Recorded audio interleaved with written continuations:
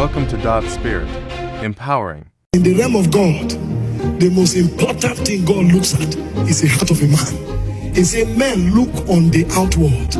He said, but God looks at the heart. That means one of the ways you present yourself before God is to present your heart.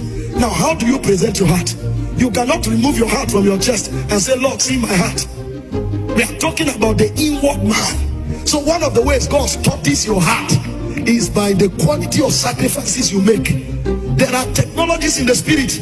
The hearts of men are read like books, but the book that is read in order to understand the heart of a man is the kind of sacrifice he offers. And so God knows all of us here by our hearts. If our heart becomes wrong, God rejects us. If our heart is right, God works with us. So our heart is the most important asset we have in the realm of God. But the way God accesses our heart is by the quality of our sacrifice. So in Matthew chapter 6 verse 21, the Bible said, where a man's treasure is, he said what? There his heart is also.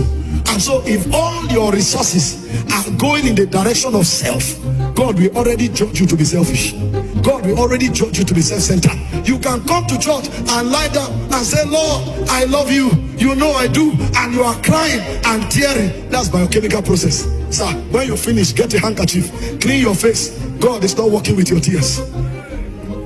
You see many people in the night, 12 midnight, they wake up in the morning, they are naked.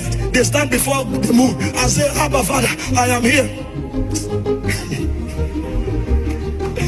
God can honor your faith, but listen, that's kindergarten Christianity. You see many people, they are rolling on the floor, they are crying, but their heart is far from God. Their selfishness is louder than their action, because all of that thing they are doing is to receive. When there is a kingdom need, they will never be there. How do you think God can entrust nation to such men? Some of us, our heart is too small to accommodate nation. The people God can give nations to are those who are enlarged through sacrifice. Because when God gives them power over nations, he knows that families will benefit, governments will benefit, territories will benefit. The guy's not thinking me, I and myself. He's thinking the agenda of God. And so when God sees that you are all about yourself, your heart becomes too narrow. So the way you open up your heart to the Lord so that God can empower you is when you embrace the demands of sacrifice.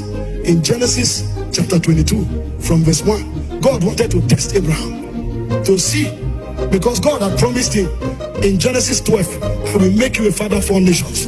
But he wanted to see, can this guy's heart carry nations?